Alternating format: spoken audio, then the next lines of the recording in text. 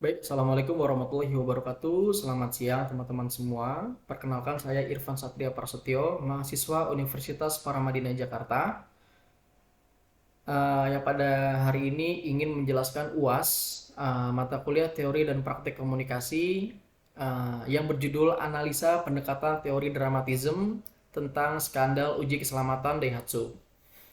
Jadi, teori dramatisme ini merupakan suatu kerangka konseptual yang dikembangkan oleh Kenneth Burke, seorang filsuf, kritikus sastra maupun teoretikus komunikasi Amerika Serikat. Jadi teori ini pertama kali diperkenalkan dalam bukunya yang berjudul A Grammar of Motives pada tahun 1945 dan kemudian diperluas dalam karyanya yang berjudul A Rhetoric of Motives pada tahun 1950. Jadi teori dramatisme ini memandang tindakan manusia sebagai drama dengan fokus pada bagaimana bahasa dan simbol digunakan untuk membentuk makna. Konsep utama dari teori dramatisme yang pertama itu adalah action atau tindakan, di mana ini merupakan apa yang dilakukan oleh seseorang. Kemudian yang kedua ada scene atau latar belakang, di mana konteks atau situasi tindakan ini terjadi. Yang ketiga ada agent atau pelaku atau aktor, yaitu orang atau entitas yang melakukan tindakan tersebut. Kemudian yang keempat ada agency atau cara atau sarana dengan cara apa tindakan tersebut dilakukan atau melalui apa tindakan tersebut dilakukan. Kemudian yang keenam itu ada ada purpose atau tujuan, di mana mengapa tindakan itu dilakukan. Yang ketujuh itu ada attitude atau sikap, di mana bagaimana perasaan atau sikap seseorang terhadap tindakan tersebut. CEO Daihatsu yaitu Soichiro Okudaira yang menyatakan bahwa ada pemalsuan uji keselamatan selama 30 tahun, di mana membuat mereka kini stop atau berhenti beroperasi di Jepang. Berikut adalah cuplikannya.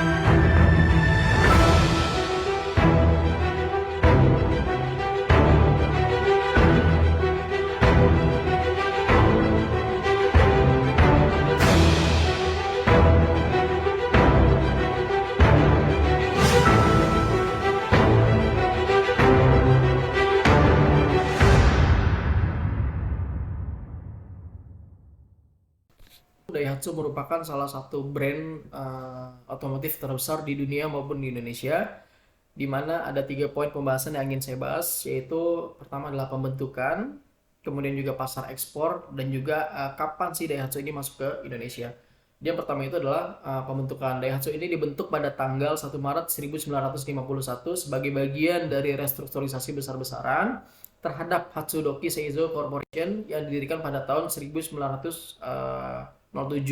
Jadi Hatsudoki Seizo Corporation ini merupakan perusahaan otomotif yang berfokus pada mesin diesel ya pada saat itu, sehingga terjadi restrukturisasi di perusahaan Hatsudoki ini sehingga diambil alih oleh Daihatsu pada tahun 1951. Nah, jadi Daihatsu ini juga memiliki pasar ekspor yang cukup luas nih. Jadi Daihatsu itu pertama kali melakukan ekspor pada tahun 1953 dan juga pada tahun 1980 dengan total 500.000 unit kendaraan buatan Daihatsu yang telah diekspor.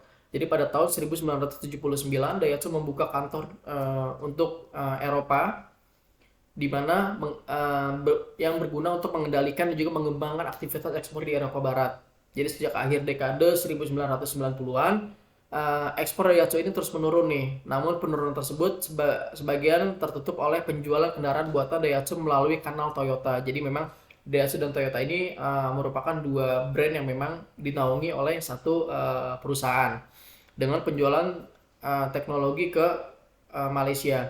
Jadi Daihatsu juga pernah memasok mobil untuk sejumlah produsen otomotif, di mana perusahaan yang ini menyediakan mesin dan juga transmisi untuk Malaysia, di mana memproduksi dan juga memasarkan mobil Daihatsu yang namanya diubah di negara tersebut, sehingga menjual sejumlah mobil bermerek di Britania Raya dan juga Irlandia hingga tahun 2012. Nah, jadi Daihatsu ini juga masuk ke Indonesia melalui PT Astra Daihatsu Motor atau ADM yang merupakan agen tunggal atau pemegang merek mobil Daihatsu di Indonesia yang berhak mengimpor, merakit dan juga membuat kendaraan bermerek Daihatsu atau Toyota. PT Astra Daihatsu Motor Indonesia ini merupakan perusahaan joint venture antara Daihatsu Motor Company dengan Astra International yang ada sejak tahun 1978 gitu. Nah, dari pernyataan CEO Daihatsu tadi, ternyata PT Astra Daihatsu Motor Indonesia itu juga memberikan klarifikasi nih melalui Direktur Corporate Planning dan juga Communication, yaitu Ibu Sri Agung Handayani. Jadi Ibu Sri Agung Handayani ini membuat pernyataan kepada CNBC atau melalui media CNBC, di mana pernyataan tersebut adalah kami sudah memastikan kepada prinsipal bahwa semua kendaraan Daihatsu yang diproduksi, didistribusi, dan juga dipasarkan di Indonesia itu tidak memiliki masalah kualitas dan juga keselamatan. Kemudian Ibu Sri ini juga memberikan pernyataan di mana kendaraan Daihatsu yang diproduksi juga sudah memenuhi regulasi yang berlaku, dan juga Daihatsu tetap berkoordinasi dengan pemerintah Indonesia dengan pelanggan Daihatsu tetap dapat menggunakan kendaraan ini dengan aman dan juga nyaman. Ini pernyataan dari Ibu Sri Agung. Nah ini, jadi tadi ada statement dari CEO langsung Daihatsu di Jepang, tapi juga ada klarifikasi atau pernyataan dari perwakilan PT Astra Daihatsu Motor Indonesia, yaitu Ibu Sri, yang juga memberikan klarifikasi yang bertolak belakang dari pernyataan CEO-nya di Jepang. Gitu. Dalam analisis Astra Daihatsu ini, jadi saya membedah statement dari Ibu Sri Agung ini, di mana ada beberapa poin. Yang pertama itu adalah aktor atau agent. Jadi dalam pernyataan ini nih, aktor utamanya itu adalah Ibu Sri Agung, gitu kan, dimana sebagai corporate planning dan juga communication director gitu. Jadi sebagai perwakilan perusahaan, jadi dia bertanggung jawab atas komunikasi kepada prinsipal dan juga publik. Jadi Ibu Sri Agung ini sebagai aktor memiliki peran krusial dalam menyampaikan informasi terkait kualitas dan juga keselamatan kendaraan Daihatsu. Jadi dari isu yang isu yang sedang dibicarakan, Ibu Sri Agung ini mencoba memberikan klarifikasi tentang kondisi dan situasi kualitas kendaraan yang ada di Indonesia. Nah, kemudian yang kedua adalah poin tindakan atau action. Jadi tindakan yang diambil adalah memastikan kepada prinsipal maupun publik bahwa semua kendaraan Daihatsu yang beredar di Indonesia bebas dari masalah kualitas maupun keselamatan. Jadi memang pernyataan ini menciptakan sebuah naratif yang bertujuan meyakinkan kita, termasuk publik itu, bahwa produk Daihatsu ini layak dan aman digunakan di luar dari terpaan isu maupun pernyataan dari CEO di Jepang. Nah, kemudian yang ketiga adalah poin agent atau agency. Jadi dalam konteks ini nih, komunikasi yang digunakan oleh corporate planning communication director, yaitu Ibu Sri Agung, dia menggunakan media komunikasi CNBC sebagai pernyataan sebagai bentuk klarifikasi atau pernyataan yang merupakan alat atau agent yang digunakan untuk menyampaikan pesan kepada prinsipal maupun halayak atau publik gitu. Nah, tujuan dari pernyataan ini itu adalah membangun keyakinan dan juga meyakinkan prinsipal maupun publik bahwa kendaraan Daihatsu di Indonesia tidak memiliki masalah sebenarnya nih, maupun kualitas dan juga keselamatan. Jadi selain itu, mungkin ada tujuan tambahan untuk menjaga reputasi brand yang mungkin terkait dengan keadaan maupun peristiwa tertentu pada waktu pada waktu sekarang gitu. Jadi memang uh, apa namanya, posisi Ibu Sri ini sebagai director, communication director dan juga corporate planning itu sangat krusial ya. Jadi harus memberikan klarifikasi terkait dengan isu yang sedang terjadi di masyarakat itu, sehingga apa namanya, citra perusahaan pun juga bisa dijaga gitu. Ketika memang ada penyampaian yang memang uh, menjadi isu, Ibu Sri ini harus bisa menjadi apa ya namanya ya, bisa menjadi sosok yang bisa melakukan klarifikasi kepada publik.